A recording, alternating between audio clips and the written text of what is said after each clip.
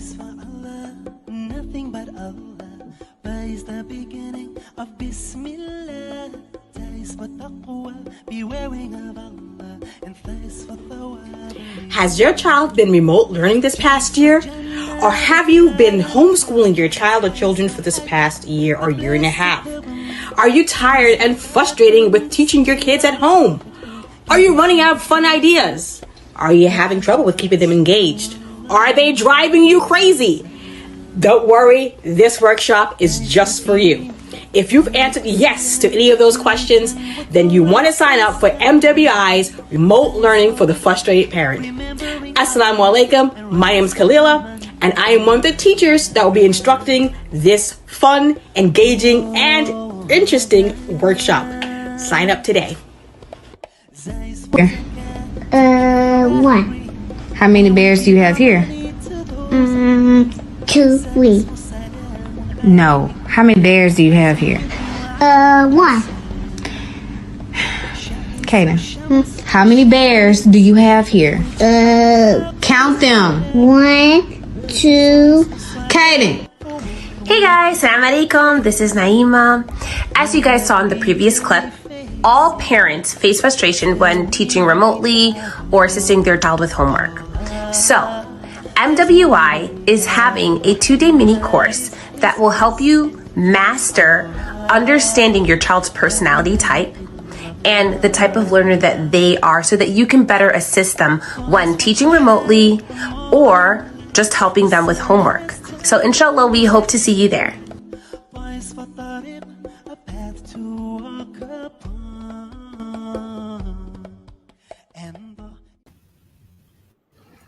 Hey, assalamu alaikum wa rahmatullah. Assalamu alaikum.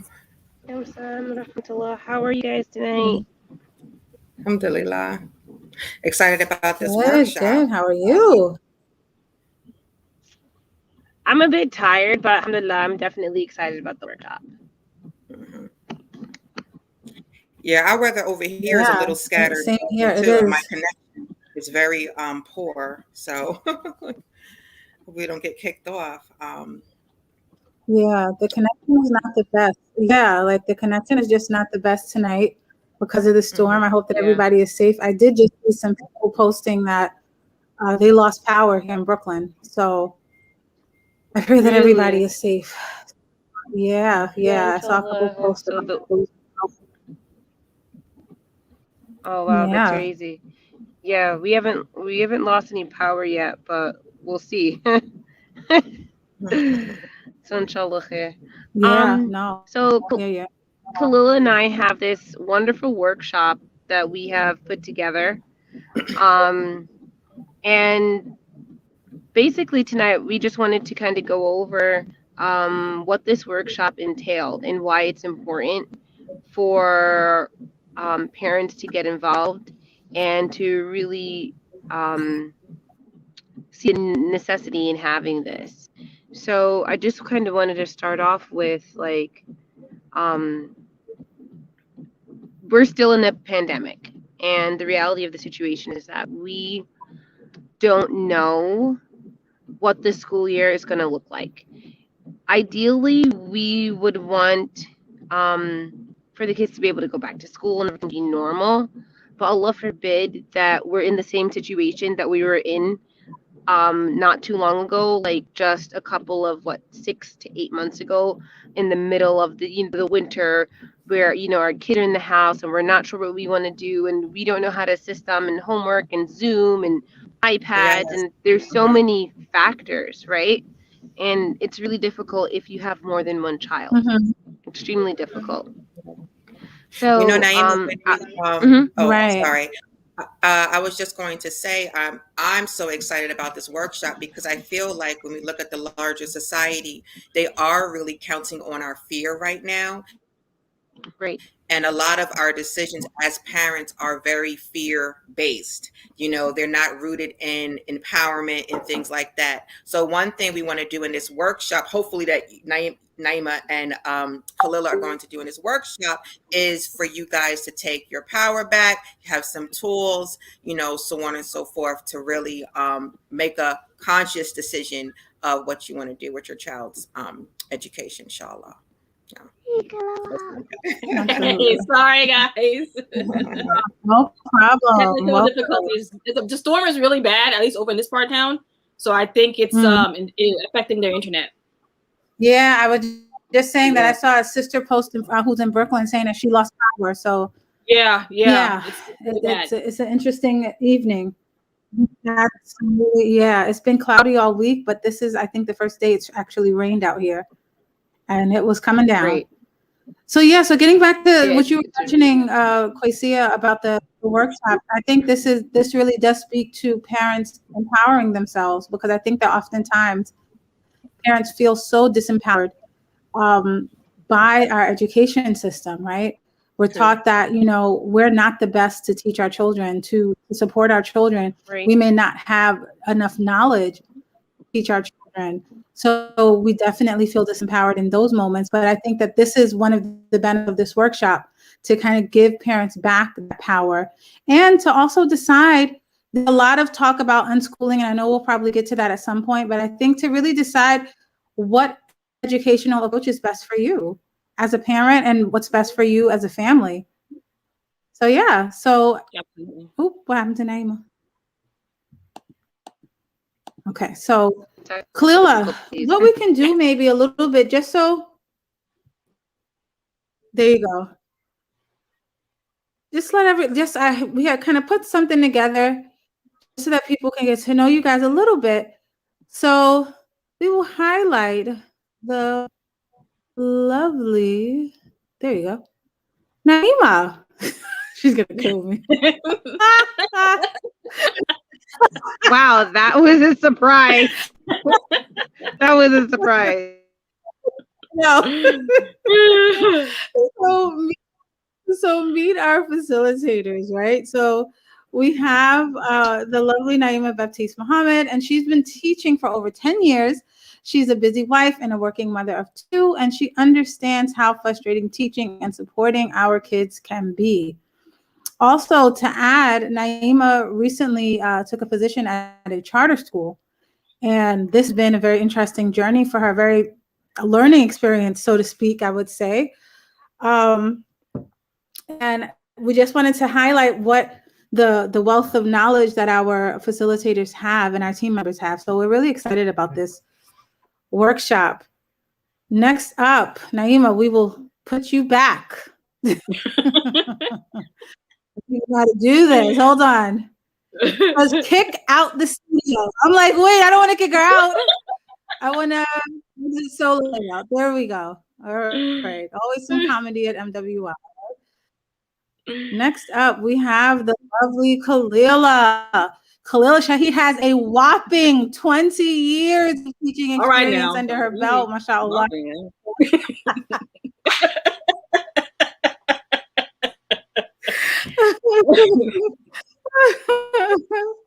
She's a loving mother and a devoted educator.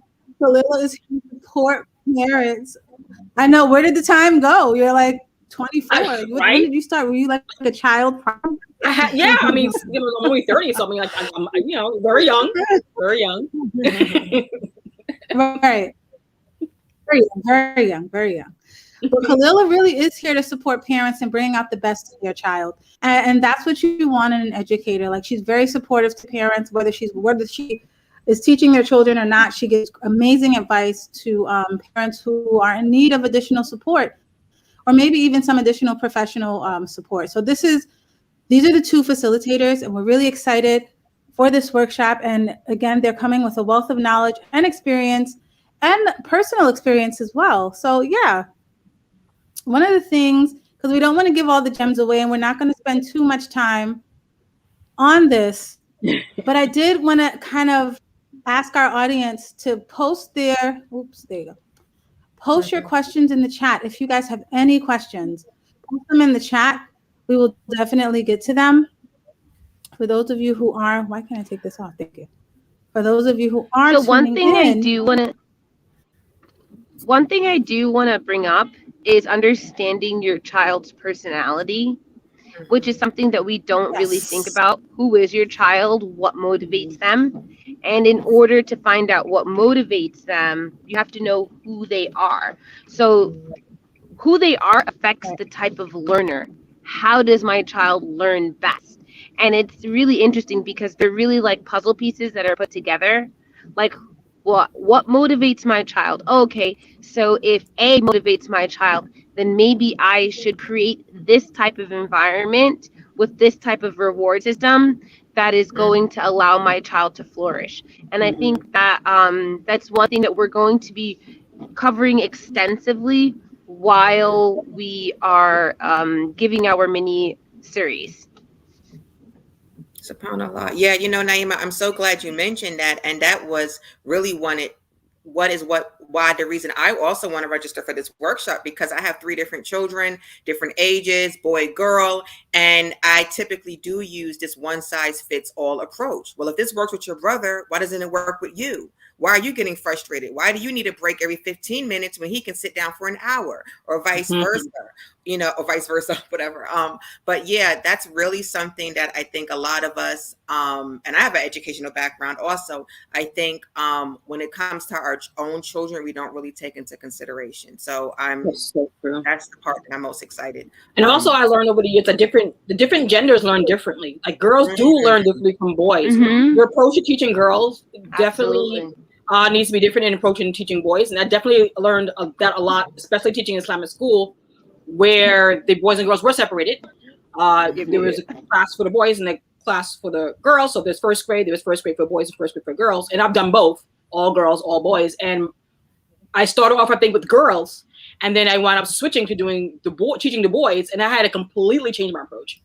I could not approach the same subjects, but I had to approach it in a different way with the boys. I could not teach them the same way that I taught the girls. Boys just learn differently than girls do. And that's just the reality. I'm so glad you mentioned that, Kalilah, because most of the people who, no pun intended, who do the virtual schooling, homeschooling, checking homework are typically the mothers. And if you have sons, that might not be something that just comes to you naturally, because you're kind of thinking of, well, this is how I learned when I was in school. Exactly. So I'm so glad you mentioned that. And, you have my curiosity of what that would really, what that would really entail, because I think we have to know our limitations. Yeah. And Kalilah really goes over this really beautiful aspect of creating an environment for your child. And I think that's also like a space. I think that's also something that's a huge contributing factor that people don't realize, that we need specific spaces and schedules. And kids should have schedules. They should be on a schedule, and they need to be included. And so I think that including our children in their learning process is super important. Yeah, absolutely.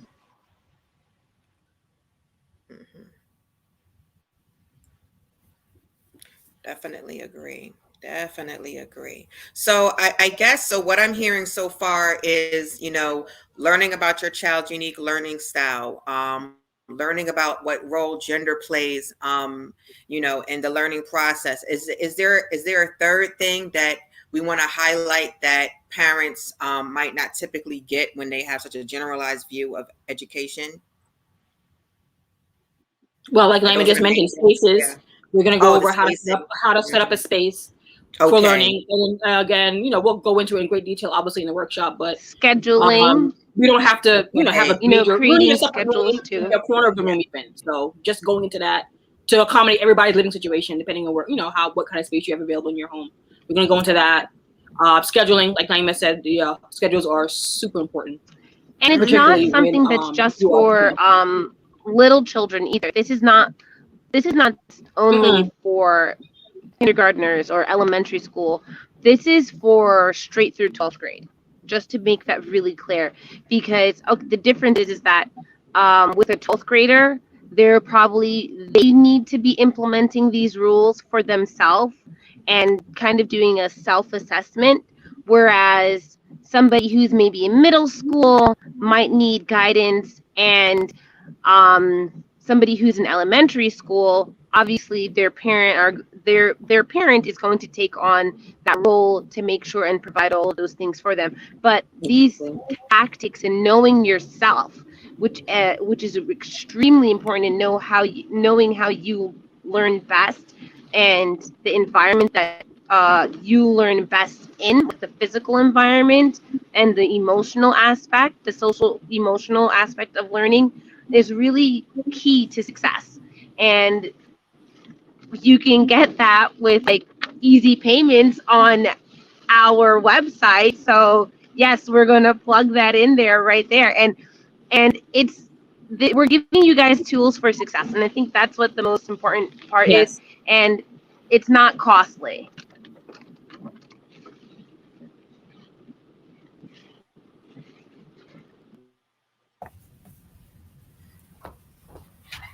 Sounds good. Absolutely. And I think one of the really, yeah, it does sound good. One of the things, I don't know if you guys can still hear me. Can you hear me?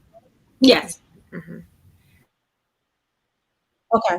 I was going to say, one of the things that they did was they actually broke it up. You guys broke it up into 2 payments for parents, because we understand, like you all mentioned, that we are in the middle of a pandemic, right? Yeah. And things are hard, and people are honestly strapped for cash, but that's just the reality of the times in which we live.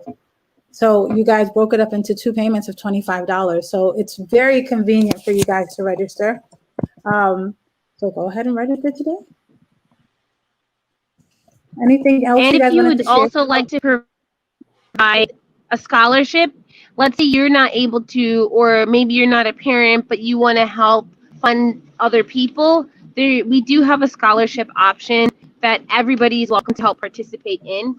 And I think that's also key to success. This is a community, and we're building to help each other. Raising a child is a part of a greater community that we all need to be involved in. And these are things that you can share with others. So we're also giving out really great resources. So inshallah, please take us up on that. Please sponsor. If you're not able to, or you don't feel that you have a need for it, please sponsor people who really need help with homeschooling, after school, or, Allahu Alam, if we end up having to do Zoom schooling all over again. Which would be a possibility. We have to be cognizant of that and really keep that in the back of our minds, because you may have to resort to plan B, which would be learn remotely, or homeschooling, or whatever the case may be, just in case this Delta variant really escalates. Mm-hmm. Yeah, Naimah, I just had a question. Sorry. Yeah, when you were saying about, if you can't attend, so on and so forth. But sometimes the great thing about these things is that, so if I couldn't attend, for example, you mentioned the different resources, and I know how hard you and Kalilah have been working on this type of thing. So even if I couldn't attend live, I would still be able to get that information, right? Okay. So I should still go sign up and register, and then I can watch it at my leisure, go through the content. Okay. I did just want to mention that we did have a question from an audience member, and hey, Nairi. So she says, "Assalamu alaikum, lovelies. Hope all is well. Hope you all are well and staying safe."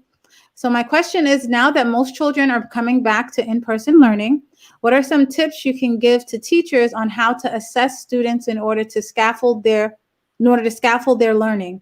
We understand that a lot of students have lost a lot of learning time.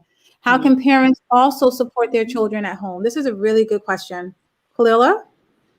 Yeah, I mean, I saw a little bit of that this past year with our kids, and I can teach the little ones. They lost a lot. And I know a lot of these kids are coming back at a deficit. The learning that they missed out on these last year and a half is just going to be very apparent when they get back to the classroom. And a lot of teachers are having these conversations. A lot of our PDs, we have these conversations with our PDs this week. It would really depend on what grade level you teach. I mean, if it's elementary grade, give them a basic assessment for their grade level, kind of see where they are, math, English, depending on what subject you teach, because you need to be able to see where they are first before you know how to go forward the rest of the school year. I mean, don't be surprised if they did fall behind. I mean, they're going to be a little behind, depending on how involved their parents were or how diligent parents were at home with teaching them. I would give a basic, like a baseline assessment for the kids in the classroom. Like if I was doing second, third grade, a simple baseline assessment on that grade level, kind of feel where they're at. And then you get the results back. If you're seeing that the kids are not really on that grade level yet, you might have to bump it down to maybe second, see where they are. If it's not there, you may even bump it down to first. Start there and kind of build up throughout the year until they get to the third grade level where they are.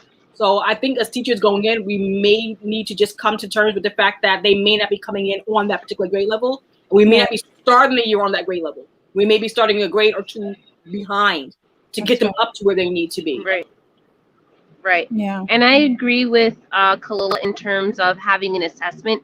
It's always good to kind of know where your child stands, where the students stand. But the other way that I would also address this is because of the pandemic, unfortunately, there's going to be so much information that is lost. And as teachers in the classroom, sometimes we really just have to, in order not to go backwards to move forward, we just have to keep the pace going. So the best way that I think to do that would be to just drop hints of knowledge. So for example, if you're teaching middle school and you are giving a history lesson and a student is not familiar with the Mesopotamian Empire era or this region, you can just be like, oh, okay, well, hey guys, and model that and kind of show them like, hey, well, the Mesopotamian era, it was during this time. They had the Tigris and Euphrates River. They had this, and kind of break it down. So in that case, you can also tell them, hey, jot down those notes as I'm speaking. And so this way, you're scaffolding and make sure that they're able to see that image as, you know, you're jotting it down. Tell them that, you know, I need you, as I'm jotting this down, you need to jot it down. This is like if you have like a specific kind of cameras in your classroom, or even if you're doing this via Zoom. So I don't want to give away too much, but if you attend our second course, which is going to be teaching teachers how to use their classroom skills and making the classroom interesting via Zoom and through, you know, making their educational courses interesting. We also have one that is for teachers and not just parents. So we can teach.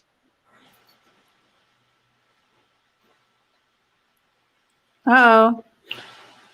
Also, I would also say, to speak to Nari's question, when you have your first or orientation or your parent-teacher conference beginning of the year, depending on how your school does it, I would also make sure you sit down and speak with the parents or parents of each child in your class.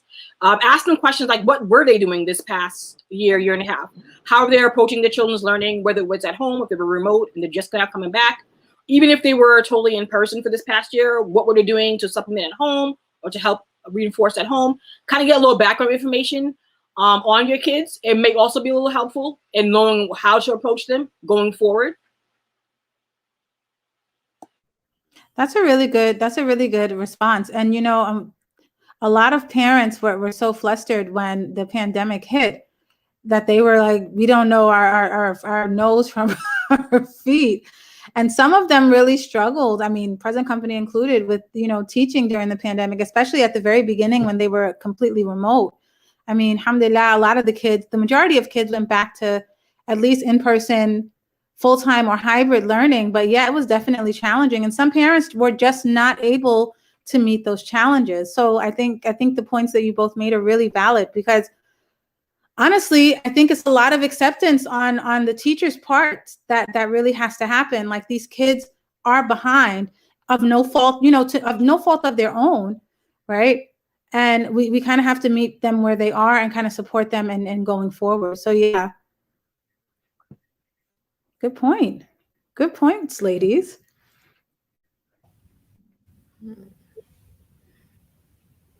So, okay, we won't take up too much more of your time. If we have maybe one or two questions from the viewers, we can take some of those now.